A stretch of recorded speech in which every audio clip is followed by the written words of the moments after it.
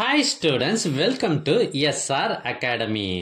இன்னும் ஒரு சில வாரங்களில் குவார்டர்லி எக்ஸாம் ஸ்டார்ட் ஆக இருக்கு. இந்த நிலைமையில உங்களுக்கு ஒரு முக்கியமான கொஷின் பேப்பர் கொண்டு வந்திருக்கேன்.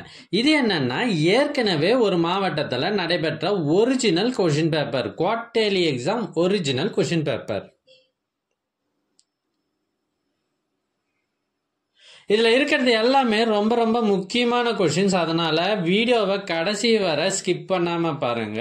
இந்த கொஷினை நல்லா ப்ரிப்பேர் பண்ணிட்டு உங்கள் எக்ஸாம் எழுத போங்க.